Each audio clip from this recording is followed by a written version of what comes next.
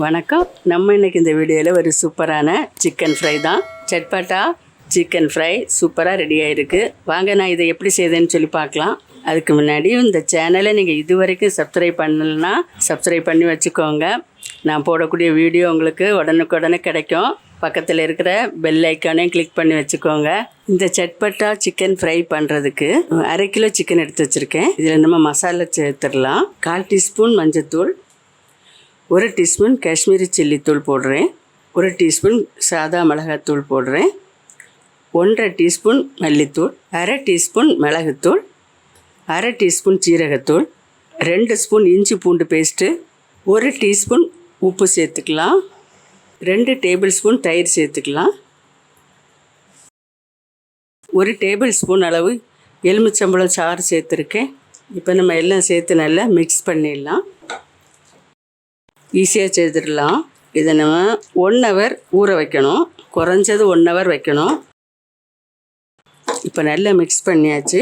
இதோட ஒரு 2 table spoon tomato ketchup சேர்த்துக்கிடுவோம். இப்போ இதை நல்லா மிக்ஸ் பண்ணிடலாம். இப்போ நம்ம 1 ஹவர் வச்சுட்டு பொரிக்க எடுக்கலாம். ஃப்ரிட்ஜில் வச்சிடலாம். மூடி வச்சிடலாம். இந்த சட்பட்டா சிக்கன் ஃப்ரை பண்ண போகிறோம். அடுப்பில் பாத்திரம் வச்சுட்டேன். ஒரு 3 டேபிள் ஸ்பூன் ஆயில் சேர்க்கலாம். 3 டேபிள் ஸ்பூன் ஆயில் சூடாகட்டும். இப்போ ஊற வச்ச சிக்கனை எடுத்தாச்சு. கருவேப்பிலை சேர்க்கலாம். இனி இந்த சிக்கன் எல்லாம் போட்டுடலாம்.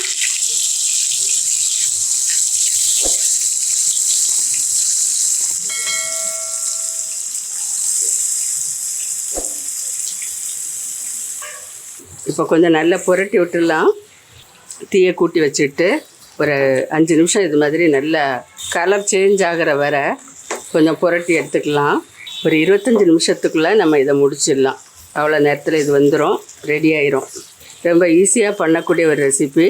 பேச்சுலர்ஸ் இதை ஈஸியாக ட்ரை பண்ணலாம். அவங்க இருக்கிற இடங்களில் ஈஸியாக பண்ணுறதுக்கு நல்லாயிருக்கும். இப்போ 5 நிமிஷம் நல்ல அடுப்பை கூட்டி வச்சுட்டு நல்லா மிக்ஸ் பண்ணி விட்டுட்டுருக்கேன். ஒரு 5 நிமிஷம் பண்ணதும் கலர் சேஞ்ச் ஆகிட்டு இனி இதை லோ ஃப்ளேமில் வச்சுக்கலாம்.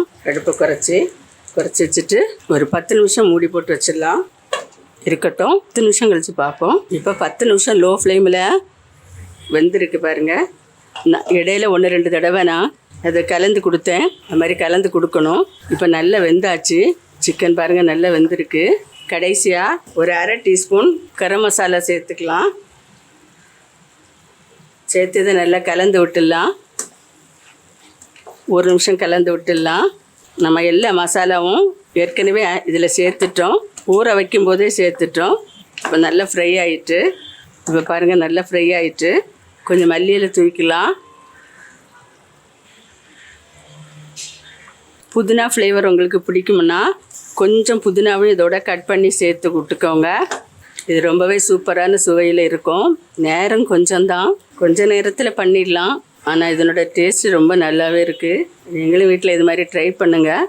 இதோட கொஞ்சம் புதினா இலையை சேர்த்து விட்டுடலாம். கொஞ்சம் புதினா சேர்த்துக்கலாம். போதும், இவ்வளவுதான். அடுப்பை ஆஃப் பண்ணிடுறேன். உங்களுக்கு இந்த ரெசிபி பிடிச்சிருக்கும்னு நினைக்கிறேன். நீங்களும் ஒரு தடவை இது மாதிரி ட்ரை பண்ணுங்கள். பண்ணிவிட்டு எனக்கு கமெண்ட் பண்ணுங்கள். மறக்காமல் லைக் பண்ணுங்கள், சப்ஸ்கிரைப் பண்ணுங்கள். நன்றி. God bless you.